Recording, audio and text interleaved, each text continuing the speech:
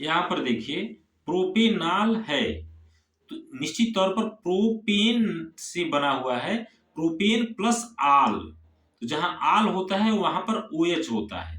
तो आप चारों विकल्पों में देखिए OH OH OH OH है, तो ठीक है। लेकिन प्रोपेन यानी 3 कार्बन वाला हमको देखना है। तो 3 कार्बन किस में है, पहला में नहीं है तो ये नहीं होगा। अब ये बाकी में 3 कार्बन है, तब फिर कौन सा होगा? तो हम यह देखेंगे बेटा कि प्रोपेन का रासायनिक सूत्र कितना क्या होता है, आइए हम देखते हैं। अब इसको ध्यान से देखिए,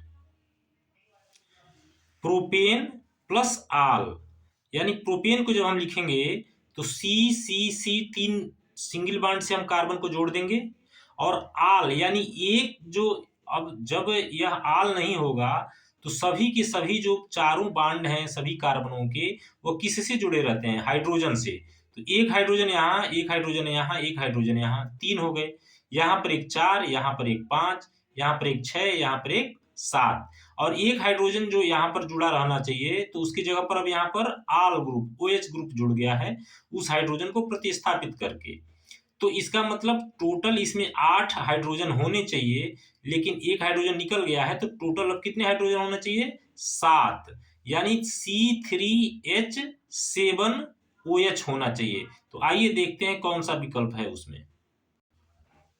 तो यहां पर आप देखिए C3H7OH, यानी दूसरे वाले में यह पूर्ण कर रहा है, तो यह जो है सही है, विकल्प जो है C3H7OH सही होगा। यहाँ पर हाइड्रोजन 5 ही है, यहाँ पर हाइड्रोजन 6 है, टोटल हाइड्रोजन 7 होना चाहिए, तो ये दूसरे वाले में सही है। अब आइए अधातु है, तो अधातु इसमें देखिए पोटेशियम, फ्लोरीन, एल्युमिनियम और सोडियम।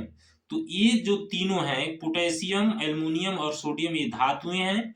फ्लोरीन जो है वो अधातु है, तो इसका उत्तर भी दूसरा ही सही होगा। अगला प्रश्न जो है, ठंडे जल से हाइड्रोजन गैस बनाती है, तो यहां पर कॉपर और कार्बन तो नहीं होगा, लोहा भी नहीं होता है। लोहा को यदि पानी में आप डालते हैं तो वहां पर रिएक्शन नहीं होता, बहुत धीमा रिएक्शन होता है। यहाँ सोडियम जो है यह ठंडे जल से अभिक्रिया करके हाइड्रोजन गैस बनाती है, तो यहाँ पर विकल्प तीसरा सही होगा।